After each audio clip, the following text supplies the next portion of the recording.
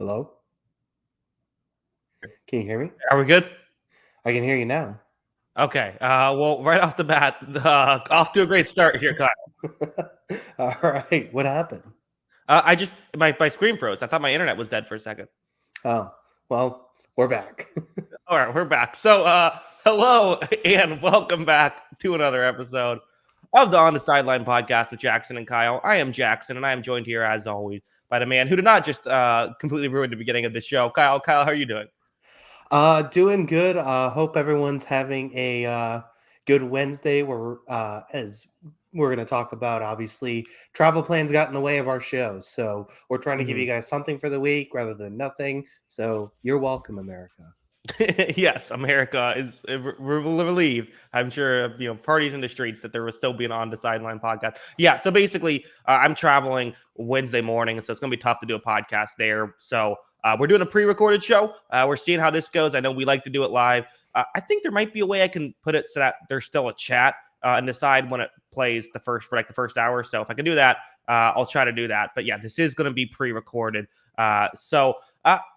Basically, Kyle, and it almost feels a little bit like the parents aren't home, and it's just like we can do whatever we want. No chat's going to tell us our takes are bad. This is all the freedom in the world here, Kyle. Yeah, Luke Brown's not going to come at us for anything not Dolphins related. Uh, You know, this is us uncensored.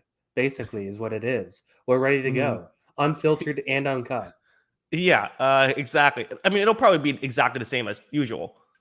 Yeah, probably. We don't change much. Exactly. Yeah. But again, should be a fun show. We're going to do it the same way as usual. So, and then also should mention at the top of the show as well. On Sunday, we're going to be not going live as well. We're planning on doing. It'll be basically a week from yesterday. So yesterday when you're listening, which means that it would be Tuesday. That's when we're going to do our recap of the entire week. So again, little bit wonky. We're making it work. After this week, we should be back on track for a regular schedule from here on out. That being said, Kyle, want to just get into it? Yeah, let's get into the games. Full slate again for us, heading Mm-hmm. into week 16 of the NFL season. Yeah, crazy how quick it's gone by. It's almost over. I don't know the final scores yet because again, we're recording this on Monday. It's actually during the Vikings Bears game. Vikings up 10-0 with 10 minutes left in the second quarter, currently as we speak. So that's currently where we're at. So that might factor into some of these decisions a little bit. There might be some big news that we missed, but without further ado, I am currently still trailing. I don't know the exact score, but regardless, I will be trailing. You had a relatively good week, Kyle. In fact, you haven't missed a game, but your lock didn't cover. It's one of those worst case scenarios of you end up losing the points even though you had a good week besides it. Yeah, dropping that game definitely stunk. I felt like the Packers had the chance to cover that one. Tyler Huntley makes it happen, though. It's okay. I think I was on the right side of that. Just, Huntley played well. Yeah, it's hard to predict. So I'm going to give you a game. Let's just jump into it. I'm going to give you Broncos Raiders. We just saw the Raiders pull off the victory, which started the week as an upset, ended up being favored with all the injuries.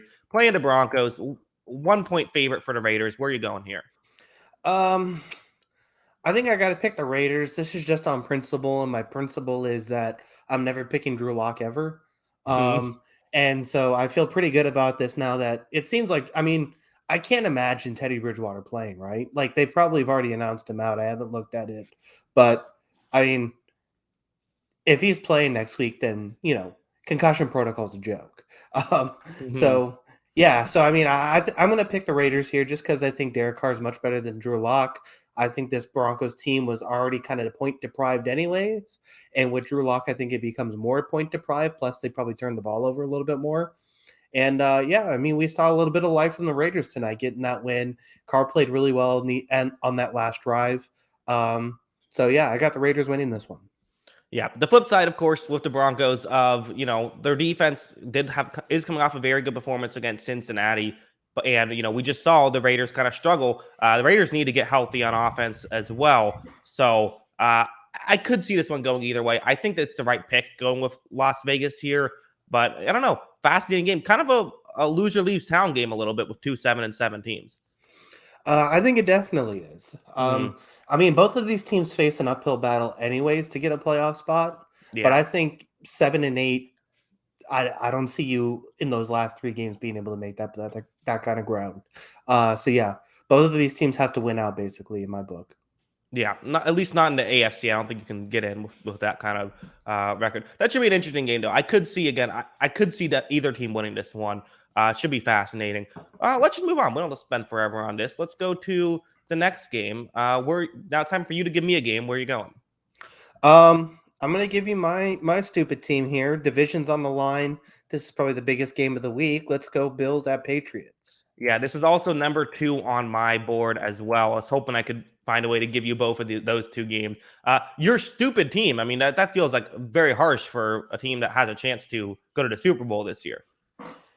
No, that's I just say stuff like that. I think that we should. I would actually pick the Patriots to win this game, but I'm curious to hear your thoughts. How do you feel about this matchup?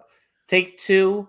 Hopefully, weather's still not going to be perfect. It seems like, but Mhm. I mean, anything's going to be better than the last time these two played.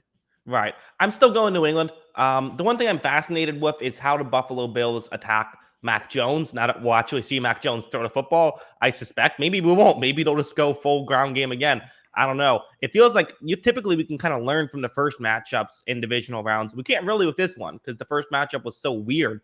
I do think that I like how the Patriots defense matches up against Buffalo, and this is why I picked New England to win the first time when I thought it would be at least a somewhat normal game. I didn't expect it to be that crazy. So, even if this is normal weather, I still think I like New England to win this football game. I would have picked New England as well. I Hmm. really, like you said, I like how we match up, but I'm a little nervous. I have some trepidations heading into this game. First of all, Monday morning, Kendrick Bourne on the COVID protocol list. I think that's a huge blow to the offense. Hmm. Number two, watching even that crazy win game, I think I'm interested to see how Buffalo tries to attack this New England defense because I think one of the things they actually had success doing was these quick release passes, doesn't let the Patriots pass rush get after them. You're not challenging the secondary down the field. You're kind of getting these quick, speedy guys that they have on this team to basically just sit on routes and beat the linebackers to the spot. And Josh Allen has a strong enough arm to throw it to the window. If they come out with that sort of game plan in this one and the weather's, better in this game and there's not weird drops, I think Buffalo might have some success moving the ball in this game. Yeah, and I can't imagine. To me, I feel like the obvious game plan is just to man up, right? And just if they run Yeah. the ball on you, they run the ball on you, and you can take digs away, whether it's with J.C. Jackson or you double dig and put J.C. Jackson on someone else. Like I think that like you take digs out of this game, which I think New England will be able to do. I think that it'll be tough for Buffalo to get too much going on offense. That's probably the game plan. It's just going to be interesting to see because it's, contrasting. Now, like we said, crazy game, don't know how much you could take from it, but that was also just part of it. So we'll see what happens with this Patriots team. I do think they're still the better team, and I do think they should win this game, though. Uh, I, Are you a bit worried at all that maybe the cowardliness of Bill Belichick could come into play here? um, I'm not going to call it cowardliness because that's still Hmm. that's still my head coach. No, I'm just but he's still a brilliant coach, but yeah, I mean these fourth downs, like sooner or later, this season is going to come down to us converting a third and short, fourth and short, and Hmm. we have to be willing to, call our best play, not Brandon Bolden off the right side. Yeah. And it's going to be interesting to see if they're willing to do that in any of these games. They've been very, they've been very cautious with Mac Jones, and I think it's a smart thing to do that with your rookie quarterback. And I think Mac Jones has done very well. I think Mac Jones is easily the offensive rookie of the year, but there's going to be a game where they're going to have a fourth and short or something like that, and they're going to have to ask him to make the throw to win the game. And it could be this one. Yeah, it should be interesting. Also, I'm joking about the cowardliness. People in the comments talking after the fact. I'm just getting ahead of that one there. Yeah, very fun game. Very much looking forward to this one, seeing what these two teams do. This is basically for the division. I mean, I would think winner has I almost think winner has like a 99% chance either way of winning the division because all the Bills would have the tiebreaker, right? All they have to do is beat the Falcons and the Jets, and then they have the division. Correct. And Mhm. Patriots would have a game or a 2-game advantage, and they play Mhm. Jacksonville and Miami. So Well, and they'd have the tiebreaker because they beat them twice, yes, so they'd just yeah, be in. yeah. Mhm. So they would win the division. I do think it is basically going to go down that way unless something crazy happens with Buffalo, but don't see it happening this late in the season. Right. I think there's technically a chance, like if New England could win and not win it, like if the Dolphins win out or something like that. But yeah, basically they win, they get it. Uh, let's move on. I'm gonna give you a game. Let's go to the real game of the week here, Kyle. Let's go Jaguars at Jets here. A real barn burner of the first and second overall picks going up against each other. Who you have winning this one? Um, I'm not going to do it. I'm talking myself out of it, Gonna lock it up? Are gonna lock up but and concede? I'm gonna take the Jets. We're I gonna lock thought up the about Jets. I was thinking about locking up the Jets because this Jaguars team stinks. Hmm. We know this. I mean, this team is just worse than awful, right? Like we've gone through the receiving core of this team. We've talked about Laquan Treadwell being a number one guy is not sustainable for success. Hmm. Um, but I just can't lock up the Jets, man. I can't do it. That Yeah. just feels like playing with fire. But I am going to take the Mhm. Jets to win because I just feel like that there's better players on the Jets right now. I feel more comfortable picking this team to win. Yeah, I think so as well. I think that all the issues the Jets have. I mean, the flip side is I could see this maybe being a game where I want to see something out of Trevor Lawrence in this game. I do. I think Yeah. that like I know that I've given every excuse for Trevor Lawrence. I've been in the Trevor Lawrence fan club this season and said the issues are not his fault, but there's going to be guys open against the Jets. Like they just don't have the talent to cover even practice squad level receivers. Like you're going to have some opportunities, I would presume. And if that is the case, I want to just see him just get some stuff going. I mean, there was some. I mean, there were guys open. I don't know because we said this last week too, right? We said there'd be guys open against Houston, and I mean, the throws weren't really made. I don't know. Hmm. So it'll be interesting to see. I don't think it is his fault fully because obviously, we talked about how bad this team is, but it doesn't seem like it's even capable of attacking bad defenses. Yeah, you're probably right. On the flip side, are we giving Robert Sala enough credit here? I mean, everyone's going crazy over Dan Campbell. And like, listen, I've even warmed up to Dan Campbell these past few weeks. I think he's done some impressive stuff, even though I was kind of harsh on him earlier on this season. Uh, but like Robert Sala has, like, you can say anything you want to say about Dan Campbell, you can say about Robert Sala, and he has the X's and O's factor as well. I feel like if you're a Jets fan, you have to be thrilled with the way the head coach has gone about things with a horribly talented roster in the Jets. It's promising right now, and I think he's Hmm. done a very good job. So we'll see how he continues as this team acquires more talent because we've seen some coaches look promising with bad records, but then Hmm. once they got the talent, they couldn't really coach a good team. We'll see how he does with a good team going forward because I do think this is on the right track. Um, Hmm. and while everyone, the Jets are kind of the laughing stock of the NFL for the last few years, you know, Hmm.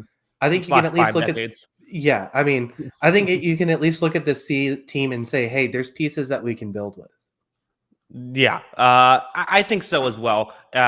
They still got some work to do, but certainly, but there's some reason for optimism with the Jets. Let's move on. We don't have to spend forever on this one. Give me a game, Kyle. Um, I think this game's pretty fascinating, honestly. Let's go Colts at Cardinals. Yeah, Colts at Cardinals. Cardinals are 1.5 point favorites. Give me Indianapolis. Like, here's my simple thought. And sometimes football is the easiest to predict when you just think simplistically. How are the Cardinals going to stop the Colts running game? And I don't know because they haven't been good at stopping the run, and the Colts have ran on everybody. Yeah. Hmm. That's kind of how I feel too. I think DeForest Buckner can kind of get at Kyler Murray too in the interior pass rush, kind of like what Aaron Donald did 2 weeks ago now on Monday night by the time this game happens. So can they get after Kyler, who clearly doesn't look 100%? Can they run the ball in Arizona? I think they can do both of those things. I had the Colts too. Yeah, and I think another interesting aspect of this from the Colts, again, the Cardinals just don't look the same without DeAndre Hopkins. Like Mhm. he means a lot. Whether it's actually what he's doing or just having him on the field and the presence that the double teams he takes up. he means a lot to this offense. And without him, like they need him back quickly. And the Colts are pretty good. Like the one thing I could say is like the Colts have had some tough games like defensively. They've looked better as of late, but I could also see the flip side of I could see the Cardinals offense and passing attack still be able to have success. Especially against like these zone coverage teams where that's where they've kind of thrived more when they haven't had Hopkins. Yeah. I certainly think they can, and then I still think they have some big time players. Like Rondale Moore is certainly capable of going off Hmm. and having a big play in this game. Christian Kirk is still capable of having a big play. Zach Ertz is still capable of having a really good performance. So they still have guys that can attack his own defense, like you were saying. It's just, can they do it consistently enough? And if they get stuck in a third and long, who's that guy that they're going to go to? What's their play that they're going to draw up that they feel really comfortable with without Hopkins out there? Yeah, I feel relatively fine about the Cardinals in terms of like when it's zone coverage and you're running some sort of this zone busters where three guys need to run a decent route. The issue is when it's 3rd and 7 and someone needs to run a great route. I think that's where they're just a little lacking because of that injury. But yeah, that's kind of my mindset. I guess the other thing, should we be worried that the Colts like refuse to let Carson Wentz throw the ball now? No, that's probably the better thing to do. Yeah, I'd maybe be a so. little more worried if they're throwing it 30 times a game, I It's think. probably fair. Yeah, I think that's a good point. Any final thoughts on this one? uh, no, I mean, I think we covered it. I think I'm going to be interested to see how, it is a lot of zone concepts, but I'm interested to see how this Colts secondary holds up. Kenny Moore's having a terrific year. Um, and he's got a big challenge because they like to use a lot of these guys in the slot and move them around the field. Can he hang with, he's going to have Rondell Moore in the slot on some plays and then AJ Green size in the slot on some plays. How does that adjust for the Colts in this defense? Yeah, should be fascinating. All right, let's move on. I'm gonna give you a game. I'll give you this one because I think this is interesting. Let's give one of your favorite teams. Let's go 49ers at Titans. The 49ers have kind of become your your dark horse team, Kyle. Are they beating the Titans? And they're currently 3.5 point favorites over a team that was, if they had held on to beat the Steelers last week, would have been the number 1 seed in the AFC. I think they're going to win this game. I think that they're a better team. They're a healthier team. AJ Brown seems like he's going to come back, so I guess there's that. But at the same time, I still think that there's too much momentum right now for San Francisco. I think Tennessee might be able to cover them, but at the same time, is there really a matchup that you love against George Kittle right now defensively? I don't know if there is. I think I'm going to take San Francisco and still feel pretty good about it. I don't know if there's a matchup I love against George Kittle in the league. Even pick two guys. Yeah, Hmm. I agree. Yeah, it's a tough.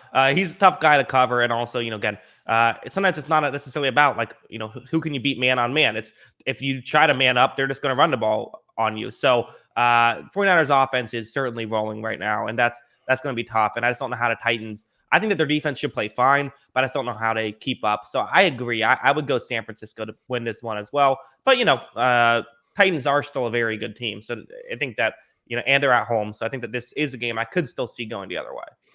Yeah, I mean, I think we all really like the Titans, and it's just tough because we keep seeing this matchup, and it's like, well, it'd be nice if they had their guys out there, because Hmm. who knows if Julio Jones going to play in this game, um, Right. and it's just they'd be back down to basically one receiver, and yeah, I mean, Foreman has been good, but he's not Derrick Henry, No. and I mean, it's a huge drop off from him to Derrick Henry.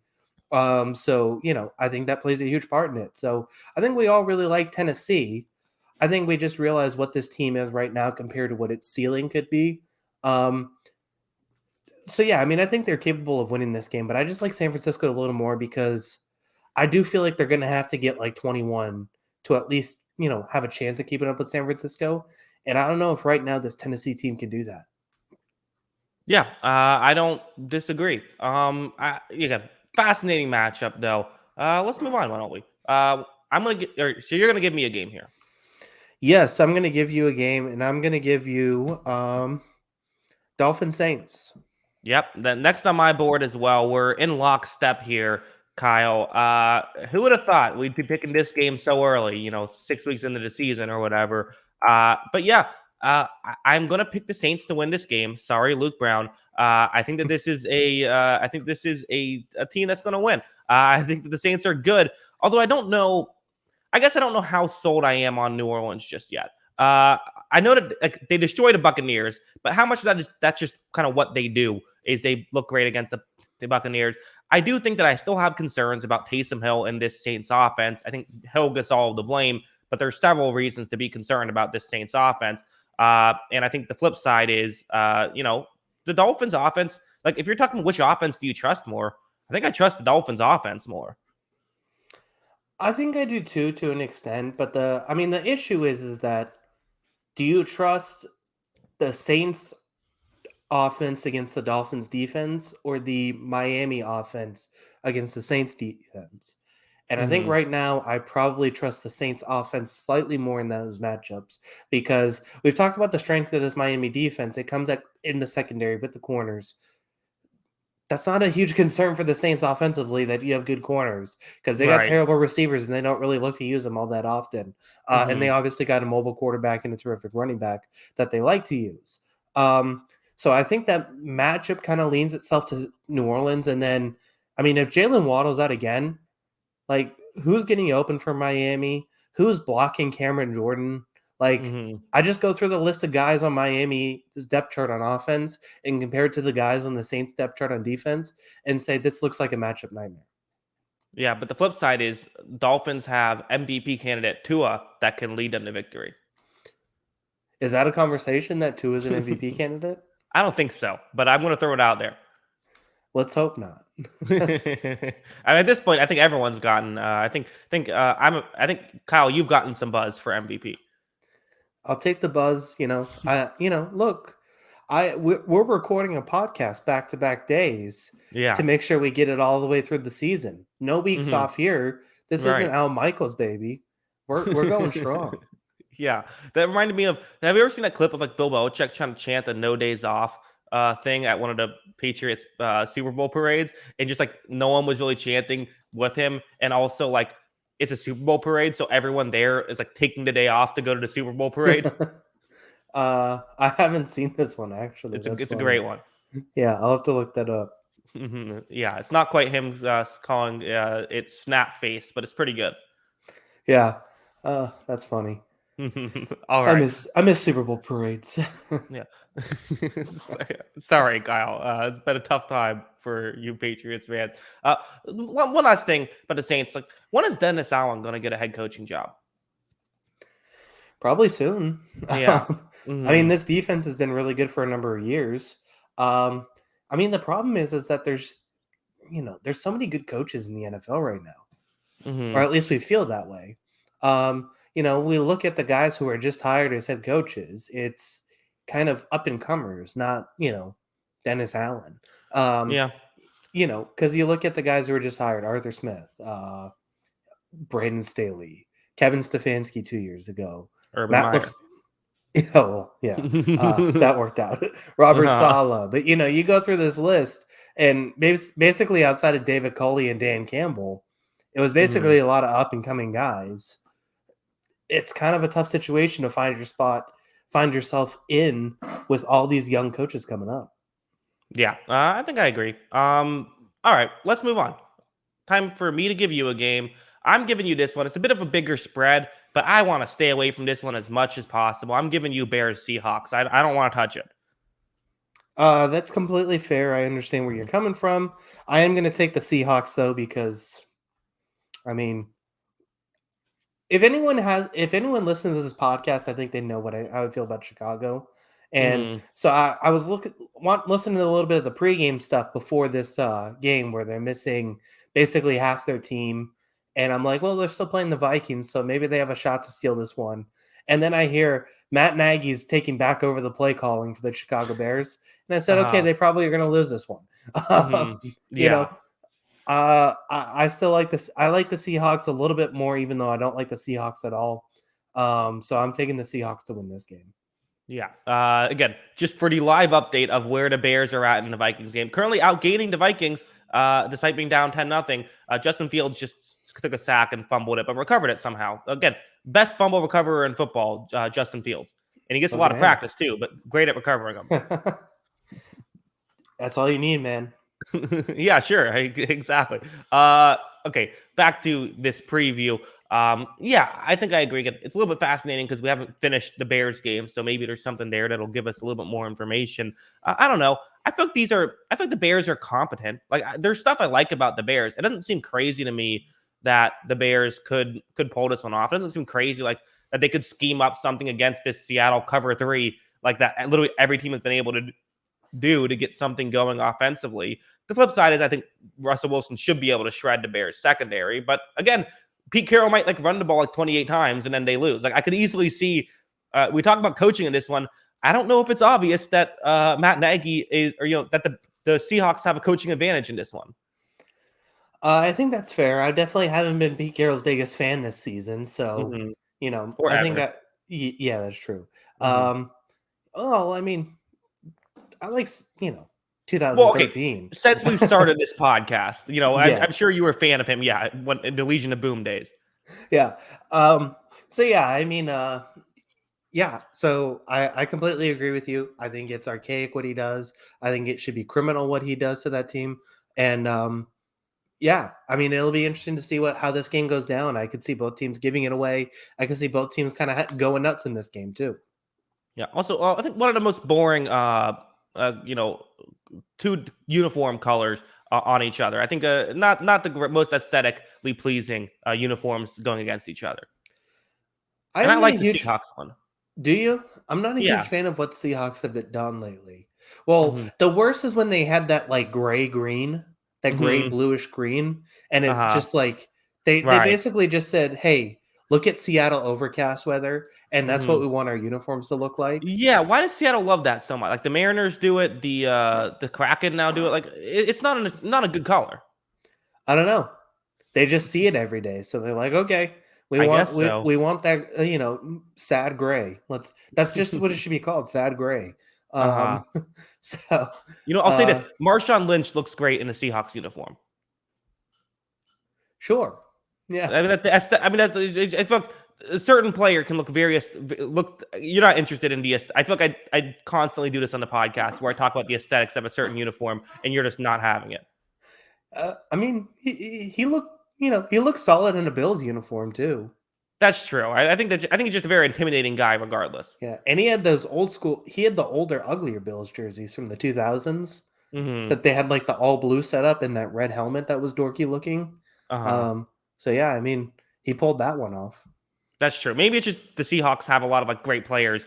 Have had a lot of great players recently, so I think any great player looks good in really any uniform, except for the Buccaneers alarm clock ones. Yeah. What about what about Sean Alexander with the double elbow pads? How does that look for you? Sure, I'm fine with that. Yeah. Yeah. Are you You, pro cowboy collar or no? I think I'm pro, but it has to be the right player. Like it can't be a wide receiver wearing it. It has to be like a middle. Yeah, I don't think It's Hunter Renfro could pull it off. yeah, middle linebacker or fullback only. Yeah, I think that's exactly it. Oh,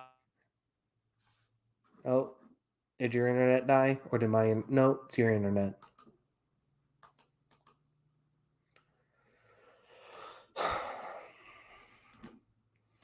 Let's see how long it takes to notice.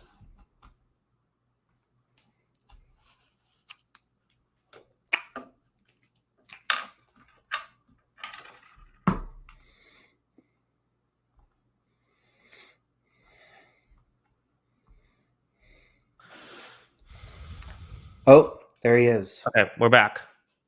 All All right. right. How's it Did going? you entertain the people, or do we have to edit this out? I didn't entertain anyone. No, so I So didn't. there's just a minute. Okay, should we leave that in there? Uh, probably not. Okay, all right. We will. I'll have to do some editing now, but that's fine. Uh, okay, I think we were just moving on. So, for those of you who are confused, there was a little bit of an internet snafu. We're back now, and we're going to be moving on. I think I made a joke about how we covered the Seahawks Bears game, and I think the football gods got mad at me. But we're back here. Time for you to give me a game, Kyle. All right, let's go to the other game of the week. That's the Lions at the Falcons. Yeah, Lions at Falcons. This one's also somewhat high on my board of, Falcons kind of had listen, you're playing meaningful games this late into the season. I think that's better than you expected. I think Arthur Smith, I think both these coaches should be sort of applauded for overperforming, albeit low expectations. I am going to go Atlanta to win. They have a 4.5 point spread. Don't know if I love Atlanta to cover, to be honest. Like I think that the Lions defense played pretty well in that game. I don't know. I just don't know what to make of this Lions team at this point. So I'm also not sure what's going on in the Monday Night Football game. I have it on in the background. They're all eating pizza now in the broadcast booth. I'm not sure what's going on there, but even downfield, they're eating pizza. I don't know what's going on here, Kyle. I don't know. Are they eating Chicago like deep dish pizza? Is that the Probably? point? I'm assuming so. I'm not listening. I'm only watching. All right. Well, that sounds interesting. Good. ESPN really nailing what we want to hear about. Yeah. Oh my God, Kyle! The first quarter, they would not stop talking about the gritty. I mean, the gritty was just all over the. I could not. You could not see. Okay, now another guy had eating pizza. What is going on in this broadcast? Is this the Justin Jefferson dance or the Flyers mascot? No, the Justin Jefferson dance. Why would they be talking about the Flyers mascot? Actually, anyway, it'd be better probably. Yeah. All right. All right. Well, we'll cover this one nicely. Let's get back to Falcons, Lions here. I guess the one thing I think one of the interesting things about the Lions as well is I've heard Jared Goff has now been put in COVID protocols, which that's just the thing. Picking these games this early, it almost feels like what are we even doing? Because half these players aren't even going to be playing come Sunday. Maybe half these teams won't even be playing come Sunday. Which let's hope that that's not the case. But I do think that there is some. And Jared Goff. Okay. Sorry, I'm keep talking back to this game. Kirk Cousins just threw one of the worst interceptions I've ever seen with 46 seconds left in the second quarter. Check that one out, Kyle. I'll have to go look at it in a second. I needed Kirk Cousins to throw 500 yards and 7 touchdowns to come back and win my fantasy playoff game. So I guess that means that I'm done, right? It's never say never, Kyle. Well, now I'll need an 8 touchdown to make up for the interception. So. Yeah, probably. Maybe a rushing touchdown. There you go. So, anyways, okay, sorry. Lions Falcons. Yeah, I mean, if Jared Goff isn't playing, this is probably the lock of the century, right? Like you lock up Atlanta, you feel good about it. But without him being there, or with it being kind of up in the air, we don't know. It's tough to tell because this Lions team is playing, competent football. They're winning games. Craig Reynolds, our guy, fan of the show. Yeah. I don't know. Is he, or you're saying that? I'm just saying that. Okay. I don't think you can just do that. I don't think you can just say, oh, yeah, big fan of the show. I think it's not that outrageous that a player of the NFL could be a fan of the show, I don't think. Well, Craig Reynolds, if you're listening, I hope you're a fan. So, what if he hate listens because of all the mean things I said about Dan Campbell? He could. I mean, maybe he just hates you. You're on his list. Oh, no. So, yeah, I mean, we should probably talk about this game a little bit. Probably. Yeah. Listen, I actually think that Atlanta should do very well. I think that the Arthur Smith scheme should work well against this Lions defense. I know that the Lions defense has had some moments. I still think that as a whole, I'm going to trust the bigger sample size. I think the Falcons should be able to have success. And the flip side is the Lions defense hasn't been great, but even the Falcons defense hasn't been great, but even a not great defense, I don't know how much points the Lions are going to put up there. So I do trust Atlanta to win this one. Yeah, and Atlanta has significantly more talent still. So, I mean, they should definitely win this game with that. I know Amon-Ra St. Brown was basically the reincarnation of Jerry Rice last week, according to some people, but I don't imagine him to do that week to week right now in his career. And Atlanta has better players. They really do. And they should win that way. And if Goff's out, it should just be even easier. So I do like Atlanta. That's probably the right pick. 4.5 is a big spread, though, for a team that isn't that good. Yeah, I think I agree. Atlanta has stuff to play for as well. And, and big advantage at the quarterback position, especially if we see Tim Boyle in here. If Tim Boyle, this becomes the number one watch game of the week, right? Yeah. Kyle, how about this? To prevent tanking, I remember I've talked about in the past how to prevent tanking, like you should have some bad head coach should have to be your head coach for the next year.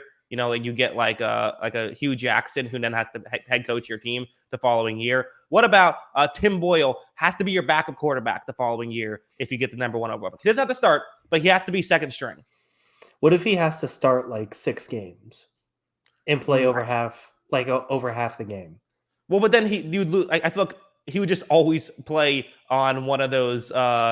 Like if he planned to play 6 games, he would just always end up like on the Jaguars. Like every year, he would just be the Jaguars quarterback at that point. I feel like that'd be tough for him to overcome, just spotting the other team 6 games.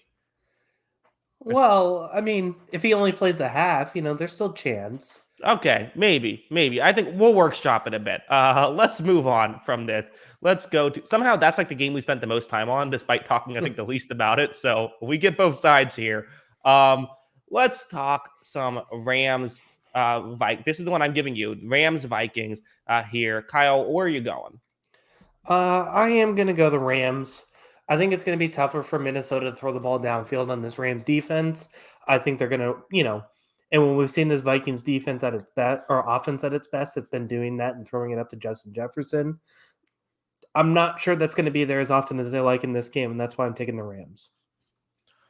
Yeah, I think so as well. I think maybe one interesting thing is the Rams do kind of like invite the run a little bit, but it's also like, okay, are you going to run on Aaron Donald? How is that going to really work for the Vikings? They're going to try, that. But I think I agree. I think that I could see the Vikings doing some stuff. I just don't know how the Vikings stop this Rams offense. I really don't. I know the Rams had some bad weeks, but this just feels like the game that the Rams offense could explode on. Yeah, and I like some of the guys on the Vikings defense. Obviously, everyone likes Kendricks and Smith, but I think Dantzler's solid, and they got a few guys I think that I like. But it's just a different animal when you're going against Cooper Kupp, and I think that's just going to be a big problem for them. So yeah, I mean, I do like the Rams in this game. I think all the matchups kind of lead in their favor. Yeah, I think so as well. Again, it's interesting for the Vikings. Like never again, they're just one of those teams. They could beat anyone, they could lose to anyone. Yeah, they're fully capable of winning this game. I'm just not picking it, so I don't really know. It's you pick your poison with this team. Yeah. All right. Well, let's just move on. It seems like we got that as covered as we have it. Kyle, where are you going next? Let's go with Browns at Packers. Yes, Browns at Packers. Again, part of this is interesting. I don't know how healthy the Browns are, so I think that does change things. Like I think the Browns have a chance. I think it's a good pick for you here. Also, starting to wonder if we potentially have the same lock candidate that we're not giving each other. That seems like it might be possible. I am going to be picking the Packers to win this. The Packers are very good. I think the way the Packers lose this one is with special teams. Like their special teams has been just hilariously bad these past couple of weeks and really all season. But I don't know, like how are the Browns going to be able to stop this Packers running game? I know the Browns defense has looked good, but it's the Packers. Packers offense has been very good. I could see a pathway for the Browns, especially because they need to win it, but they need to be fully healthy and they need to have everyone, out of COVID protocols and everything to really stand a chance, I think. Yeah. Did this loss to the Raiders, you think, probably end the Browns season? I don't think no, I wouldn't say that because they can still if they went out, they're still there, and I don't think it's I wouldn't say it ends their season, but it's definitely a tough blow. Yeah, I mean, so let me rephrase then. If they lose this game, is the season over? You feel like? I'd have to look into it a little bit more. I think it would be tough, obviously, because they do play the Steelers and the Bengals the last 2 games, so that's kind of the saving grace of will 9-8 be enough? Probably not, but maybe. I think that this game goes a long way though. Losing this makes it really tough. You pull this one off. You pull this one off though, and you have I think a much better chance. Browns going to be desperate in this one, and maybe that's why you kind of lean Browns of they just have more to play for. Packers now, even if they lose a game, they're still in good shape for the 1 seed in the NFC. Yeah. Sorry, music started playing on my iPhone. Don't know what happened there. Well, that's interesting. I don't know why that did. That's very bizarre. I don't know if Siri heard me and started saying something. Anyways, turn my volume down so if it happens again, we're good. The machines, they're listening to us. I guess so. I have to say, amazingly, when we pre-record the show, most problems have gone wrong, like out of any of the shows we've done. We do live shows. Very rarely does anything go wrong. We pre-record a show. It's just chaos. Yeah, it's what we do best. Yeah, I do like the Packers in this game too, obviously. I mean, I said it last week. I said it on Sunday. I'm saying it again. I think this is the best team in football right now. They're playing their best football. I thought they were better than the Ravens, even though it was just marginal statistically. And the Mhm. Ravens kind of worked their way back into that game. I think I feel pretty good about the Packers almost against anybody right now, and I picked them in this one. Yeah, I think the only real way you can see is like, okay, maybe you take advantage of kind of the Packers, maybe lack of cornerback depth at this point in their, this point because of some of the, again, no Jair Alexander, all of that. But I just don't know if the Browns have the ability to take advantage of that. Maybe you found something with like having tight ends, throw to tight ends, like maybe that's what you do for Cleveland. But so that could be something. It could be something, but is it just enough? I don't know about that. I think that the Packers are just doing some really good stuff right now. And I still think this defense is pretty good. I think, they've had a couple random games where they've gotten torched by particular players, Hmm. Justin Jefferson and Mark Andrews specifically. Uh-huh. But Justin Jefferson and Mark Andrews are also, you know, of the best three players in their position right now, statistically. So I think Hmm. you're okay with it. I think they'll adjust and they'll be fine. Yeah, I think you're probably right. Let's move on then. Why don't you get? So I'm going to give you a game here. I'm going to give you. Let's go divisional matchup. Let's talk some balls. I'm giving you Washington taking on Dallas here. Yeah, I am going to take the Cowboys. I feel pretty good about them. I'm not locking it up because this offense has been unconvincing lately, and I don't know how that's going to work out. I do think the Cowboys are a much better team, though, and they should win this game. And I mean, correct me if I'm wrong, but I believe this would officially seal up the division for the Cowboys. You could be right about that. I'll double check, but yeah, I think that this is a. So just looking at it now, I believe so because they have 10 wins. The next closest. Well, I guess could the Eagles come back? I'm not sure. Anyways, they'd be look. No, I do believe yeah, a win would lock it up. So yeah, I think this is a very fascinating game. Of we kind of talked about last week how we could see this Washington defense give the Dallas Cowboys offense some trouble. I think I could still see that. I still think that's a possibility, just given this, the way they schematically play. I don't think it's out of the question. I mean, this game was close the first time these two teams played. Yeah. And I think Washington still does some things pretty well and they cover pretty well and or are starting to cover pretty well. And if they are able to limit some of Dallas's explosiveness on offense, which hasn't looked very explosive lately, they can Hmm. keep this game within 10 points for sure. I definitely don't think this is a 10.5 point game. I think I think the line is more catered to them not wanting people to tease it down. Um, Hmm. but I think this team's capable of keeping this within 10.5 easily. Yeah. Well, and also, I mean, I feel like Cowboys lines can always be a little bit wonky with the Cowboy. Like famously, the undefeated Panthers at 11-0 were underdogs versus like the 4-7 Dallas Cowboys on a Thanksgiving game one year. Yeah. Um, That the Cowboys, Cowboys fans are big fans of the Cowboys. I guess is the way to say it. But yeah, I don't know. I think it's possible. I guess the real thing is, are we going to see a bounce back performance from Dak Prescott, who even Jerry Jones himself admitted is in a bit of a slump right now? uh, Potentially. Hmm. I still think that this team probably needs to rest a little bit. Hmm. We've kind of disagreed on this, but at the Hmm. same time, like if you're able to win this game and just win the division, how by any means possible, win this game, you're kind of at the point where you can put it on cruise control for the last 2 weeks of the season. Even though technically you have a shot at the one seed, but it seems much more unrealistic than you think about it. So maybe Cowboys just win this one and then kind of put it on rest mode for the last 2 weeks of the year. I don't think it's unrealistic at all that they could get the one seed. I mean, if they beat if the Browns win next week and the Cowboys win next week, they're the one seed. Yeah, but those teams still have to lose. So I think that's the big thing. I don't know if the Packers are losing to a lot of teams right now. I think that's the reason I'm nervous about it. I mean, they lose one game and they go 2-1 down the stretch, and they still do play. They play the Vikings again as well, who they lost to. And for Dallas, as long as you win three, I think you try to get the 1 seed because that gives you, the statistics are before they added the, obviously now only one team gets a bye. But I don't know. Before that, it was if you get a bye, you have a 40% chance to make the Super Bowl. If you don't, you have a 5% chance to make the Super Bowl. Bye is a huge advantage. I think you got to Yeah. go for the bye if you have a chance to get it. All right, fair enough. You convinced me. So we'll see All what right. happens, though. First, I got to win this game. I do think they should win it. Okay. We'll see how that goes. But yeah, fascinating game. Let's move on. So I've lost my notes here. So now it's your turn to give me a game. Yeah, and I'm doing the math here, and I think you're right. We're kind of on the same team for lock.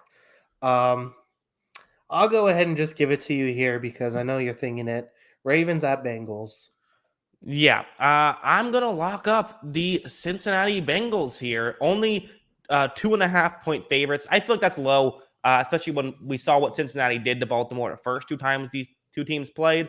I think that for the Baltimore Ravens, they love to blitz constantly, and last time they got burned on that with like Jamar Chase leaving him one-on-one is not a good situation.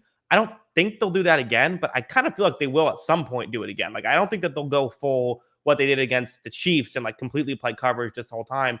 And even if they do, I don't know if I love that because they have no corners. They're completely banged up. This is a Baltimore team that's really disappointing because when healthy, they were one of the most exciting teams in football. They're just not healthy. Who knows if Lamar will be back? So that I think all those factoring in.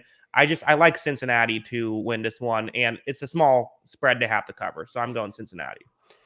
Yeah, I mean, we saw how convincing this was the first time around. We don't know what percentage Lamar's going to be, even if he is on the field. And then, Mm-hmm. like you said, I mean, the way the Ravens like to play is a terrible matchup against Cincinnati because they don't have healthy corners, and the Cincinnati wide receivers are going to win those one-on-one matchups every time. Mm-hmm. If they change who they are, or how does that change their effectiveness defensively? It could have a significant impact on them. And I still think the Bengals are going to be able to throw the ball even if they drop it in coverage, like you were saying. So, yeah, I mean, I like the Bengals too, and I think that their secondary is good enough to kind of play man coverage, and I don't think the Ravens are going to be able to do that again, where they're just going to start throwing on man coverage and having success again 2 weeks in a row. Yeah. Yeah, I think it's interesting. The one thing I would say is like there is a chance of the Ravens winning a shootout. I could see something like that happening, especially even if it is Tyler Huntley who's in there. He's looked good. Like I don't think that's out of the question whatsoever. And also, locking up the Bengals gives me some concern because there's a very real chance the Ravens will lose this one by 1 point because they go for two at the end of the game and don't get it. Yeah, I mean, Mm, it's very possible at this point that it does happen, and then everyone has the fourth down takes and the 2 point conversion takes once again that we all mhm. love. Um, Oh, how perfect would it be if the Bengals do that and win? If the Bengals decide that they're going to go for, they end up being down by one, go for two, and get it, and then they win, and then everyone praises them. And John Harbaugh's got back. Come on. Zach Taylor is a genius. He's in the Coach of the Uh, Year candidacy, and right.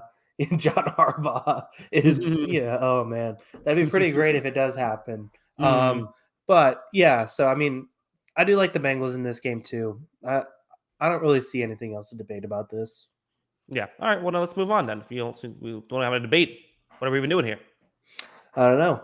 Speaking of not debating, I mean, these games are gross coming up here. Like, Yeah, the closest spread is 10 points at this point. I'm going to give you a game just because there's the weird team that no one knows who they are. I'm giving you Steelers Chiefs just because at this point in the season, I'm trying to avoid picking Steelers games as much as possible because who knows of this team?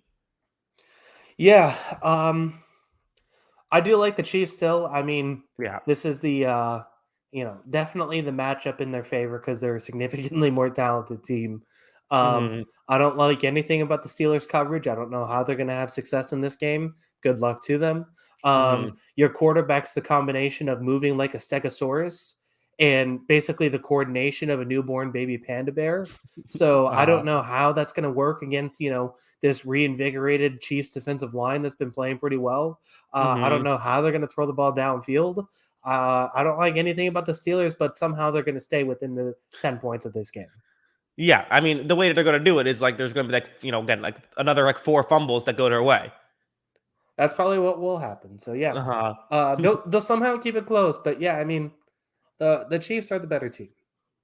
Yeah, I think so as well. I think that this is the game I would love to see Mahomes go off in this game of get rid of the ball quickly, which he's actually performed really well when he's gotten rid of the ball quickly this season. It's actually been the holding on to the ball too long stuff that's given him trouble, which is fascinating because that hasn't been the case in previous years. In previous years, for Mahomes, it was he holds on to the ball for too long, makes 7 guys miss, and throws to Tyreek Hill for 70 yards. That hasn't really been there this year. But maybe that's a good thing against this Steelers team where obviously you got to get rid of the ball quickly anyways, given their pass rush. Yeah. Another thing too, Travis Kelsey, I think I did see is on COVID protocol now. I saw that today. Okay. Um, but I still like the Chiefs by a lot. I still think Tyreek Hill's the matchup problem for them. But that does kind of limit the Chiefs to one guy. And I think that's the interesting thing because we've talked about they don't have this third guy. Well, now they don't have a second guy if Kelsey's not able to play. Yeah, I think that's fascinating. Like I'm not counting the Steelers out. You can't count the Steelers out at all here. Here's my question for you, Kyle. So the Steelers play the Chiefs, the Browns, and the Ravens down the stretch. They're currently 6-1. Do they get to 500 this season?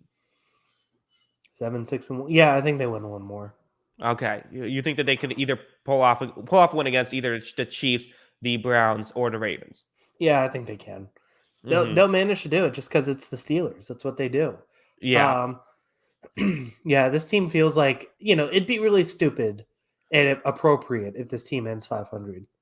it really would. Yeah, probably will be an interesting game though. Even though we like to make fun of the Steelers, let's move on. So time for I you to was give gonna me a game. ask real Oh, quick, go ahead. did you like my Big Ben is four loco, or did you like my Big Ben is a combination of a Stegosaurus Rex or newborn baby panda comparison more? I think Four Loco, just because I feel like Big Ben also probably drinks a lot of Four Locos.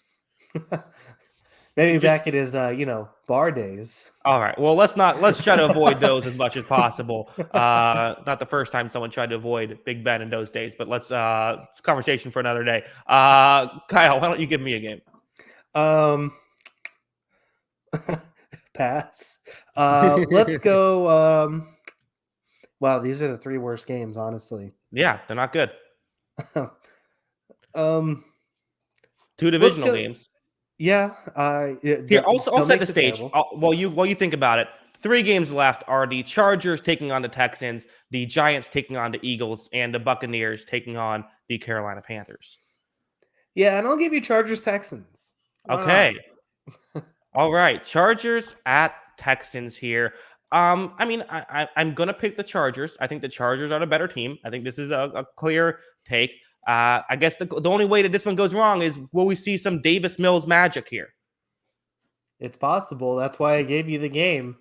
Somehow, I trust Davis Mills more than Mike Lennon / Jake Fromm Hmm. and Cam Newton. So, Uh-huh. um, yeah, I mean, I trust him a little bit more. It seems like at this point.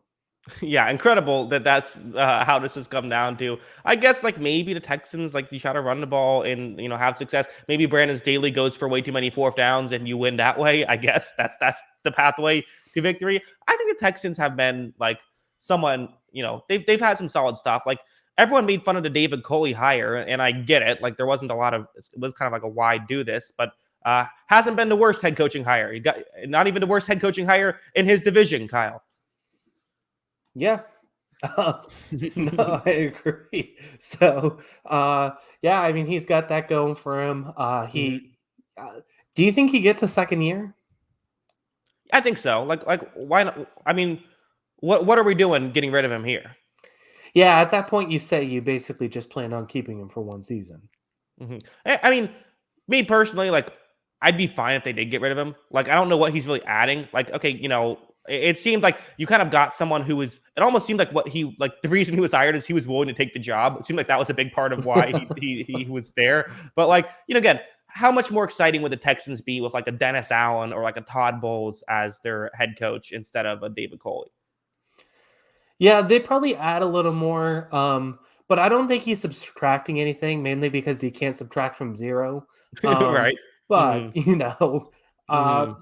yeah, I don't know. I think Todd Bowles probably would have been the better hire, but I think a lot of teams looked at this job and the situation and the roster and the Mhm. draft picks that they had and said, well, I'm basically going to this job to get fired and probably not get another chance to coach. Mhm. Probably went into a lot of it. So I think he does come back because they did win a couple games. It's not like this team's over. And they looked pretty good last week. I liked how they played against the Jaguars. Granted, it's against the worst team in football, but Mhm. they did some good stuff. Yeah, but hey, people thought they were the worst team in football. Well, they ended up sweeping a team this season. So good work, Jaguars. But that's a conversation for another day. Flip side, like, okay, Justin Herbert go off in this one, blow out a team. That's what you got to do. Yeah. Hmm. I still like the Chargers. I think I Yeah, mean, me too. yeah, I like this team. I think I think we've come to accept that there are matchups that this team's not going to play well in, but I still think that they're a very good team and very explosive. Yeah, I still stand by. Chargers, 2022 Super Bowl favorites. I'm really excited for, it's really cool that we're not only seeing this team get good, but we're Hmm. seeing Joe Burrow and Justin Herbert kind of lead these two teams. I mean, Yeah. they got the same exact freaking record too. Hmm. Like these two can run the conference for, I know that, obviously Mahomes and Watson are still going to be there potentially. But Well, I don't uh know about Watson. well, Mahomes is still going to be there potentially. Yeah. So, I mean, but 10 years, we're going to have these three guys basically. Cool Hmm. stuff. Yeah, I remember giving me vibes of Jameis Winston and Marcus Mariota in their second year when they led their teams to 9-7 each, and they were just ready to take on the world. Different conferences, but sure. Well, sure, yeah, but they were. Oh man, the hype was so good after that second year. Worked out all right for Buccaneers fans though, and even Titans fans. Everything's going well. Let's move on. So there's 2 games left: Giants at Eagles and Buccaneers at Panthers. My logic here is simple. You haven't locked up a game yet. I'm trying to give you the most difficult lock left because since I picked first, this means that you're taking a chance by leaving the last one to a lock. I think what I'm going to do is I'm going to give you and force you to lock up. I'm going to give you Giants at Eagles. Which team are you going to lock up here? The Eagles to cover a 10-point spread or the Giants to win outright? Wait, did I not lock up a game? No. I thought I did. Oh shoot. Whoops. Okay. All right, well, I guess I'm locking up the Eagles. This is Uh-huh. what happens when we record on back-to-back days. I'm just gonna admit. I thought it was Um, an odd choice for you to just wait so long. well, I had a couple games on my list, but I decided not to do it, and then I was waiting on the Bengals like you, but then I did the Hmm. math in my head that I wasn't gonna be able I to, see. I would have had to giving you the last game, so it was gonna be the Bengals. Hmm. Um, I thought about locking up the Jets, and I didn't do it, and then I Hmm. also thought about locking up the, Raiders and didn't do it as well. Hmm. Oh, well, alright, I guess I'll take the Eagles. I still like this team. Honestly, I don't hate this lock though. I'm going to be honest. Yeah, the Giants are Hmm. dead. I mean, this Yeah. team, stick a fork in them. Put them in Hmm. the oven, cook them, and then you just throw them in the garbage. It's Hmm. it's like roadkill. You don't want to touch this. Um, there's nothing exciting about this team anymore. Saquon's basically the only thing, but he runs behind, you know, 5 pylons on an offensive line. So there Hmm. is nothing to look forward to if you're a Giants fan. Yeah, I agree with all of that. I guess the question really is, are the Eagles good enough to cover a 10-point spread here? Against the Giants, probably. Okay, you think so. But is that because you like the Eagles or because you dislike the Giants? Because I dislike the Giants, yeah. Okay, gotcha. Entirely. I mean, listen, They did I beat like. the Eagles like 4 weeks ago, didn't they? You're really yeah. I mean, though I do think I like the Eagles to win this one as well. I think that I could see them covering a 10-point spread. I don't think that's crazy. And I mean, I guess the question kind of we've talked about this a little bit, but if you're Joe Judge, like your team has to at least show some fight at the end here, or at the very least, give your fans large sodas instead of the free mediums you gave them last week. Yeah. Give I them don't think large beers at this point. yeah, Uh, exactly. I don't think we covered that, but hilarious if you missed it. The Giants, for the fan appreciation week or whatever it was, decided to give their season ticket holders a free medium soda, which is just a hilarious thing to do for someone who, like, has paid like thousands of dollars for season tickets, to give them like something that probably cost you like 50 cents, like for like, or honestly, it probably cost them like 10 cents to give out the sodas. Yeah. And they wonder why we hate billionaires. No, I'm just kidding. Anyway, yeah, I mean, and this team's looked like one of the worst in football the last 3 weeks, which also hasn't helped. Now, they did beat the Eagles 4 weeks ago, or, whenever that game was, but I will say this. I don't think Jalen Hurts is going to throw 3 interceptions in this game, or whoever the Eagles quarterback is. I think they take care of the ball better, and they should play better in this one. I do like the Eagles to win, and I have to lock it up. Yeah, it was. It's weird because it was only 2 games ago, but I believe there was a bye week in there, so it's actually because the Eagles had a bye week last week. So or no, they still play. That's what I'm getting confused about. Wait, or did they have a bye week? No, yes. Here we go. Sorry. There's 3 games between. It was 3 games ago for the Giants. So here's what's getting me confused is the Eagles had a bye week, and then they play tomorrow, so they haven't. So they technically Giants aren't their most next game. So, but yeah, they lost to the Giants a couple games ago. You're right, and I guess the one way I could see this happen, it came down to like Jalen Reagor dropped like multiple potential game winners at the end there. I think for Jalen Hurts, this was the game where he had a really rough game. And the Giants play coverage, right? And we always talk about, you don't blitz Jalen Hurts, you can have some success. So that's the pathway to success for the Giants, and it's at least a pathway to cover for the Giants. Maybe the Eagles should go to a 2-quarterback system. If you got a heavy coverage team, you go Gardner. If you go a heavy blitz team, you go Jalen. The issue is Gardner Minshew also very similar skill set to also very similar splits that Jalen Hurts has. Well, I've looked into this. You've looked into the 2-quarterback system. I did. I was thinking like once Gardner Minshew had a game, like should they go? But then I looked at it, like, oh no, it doesn't make sense. It's like having 2 third basemen who both crush lefties. Like it doesn't work out. Yeah. Well, never mind then. But trade for Tyrod Taylor. There you go. I still like the Eagles to win this one pretty handily. But yeah, I mean there is the potential because we did just see it. Daniel Jones is out for the year though. Not a lot to look forward to for this Giants team, as I keep saying. Did you see that graphic that got put out of, I forget, it was like some Twitter account of like a betting site who tweeted, it was Mike Glennon's career earnings, and it was using his neck to determine how far like the career earnings were. So like the bigger it was, like the Chicago Bears had the biggest slice of the neck because of that they paid him the most. That's fantastic. I have to look this up. Yeah, it's on, check it out. It's on twitter.com. Twitter.com. I'll make sure to look at it. New up and coming website. So here's an interesting question. I'm throwing this to you, putting you on the spot again. Okay. Did Daniel Jones play his last game as a New York Giant? Yes. I think actually no. I'll say no. I think he's going to get another year. I think the Giants. I think they do a Tennessee Marcus Mariota thing. I think they don't straight up bench him, but they get someone else as another option. Like they get like maybe a 2nd-round quarterback or something like that. I just don't know, like, what do you do? Sam Darnold might be available. Sure, there you go. Yeah, I like that. But like what do you, I mean, again, I haven't looked into these quarterbacks. From what I understand, like there isn't a lot of great quarterbacks, and they also don't have, even if there was one, I don't know if they have a pick to get one. So unless they like one of those guys, like it seems like the best move is probably to give Daniel Jones another year. He did show some flashes this year. Yeah, it'd be interesting. Well, and we haven't really talked about the draft yet. We usually wait till after the season to do all that stuff. But one of the things too that I keep thinking about with this draft order is like, so I mean, Jaguars are the number 1 pick, aren't taking a quarterback.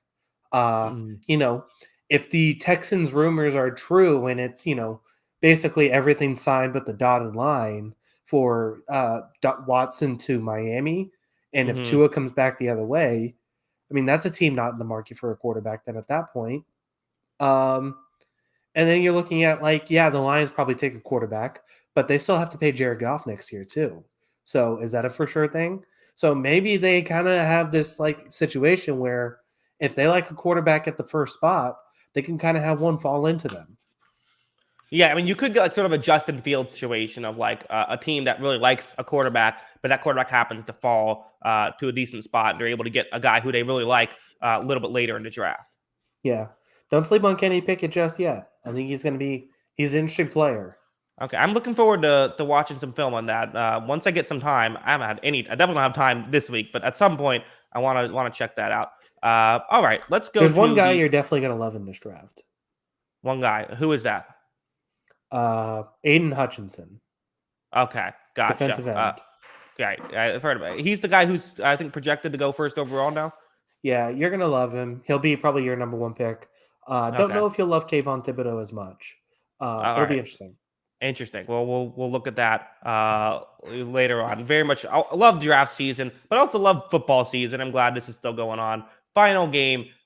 Buccaneers -11 against the Panthers. You know, in hindsight, maybe I should have given you this one to have to lock up. I'm picking it here. I'm obviously picking Tampa Bay.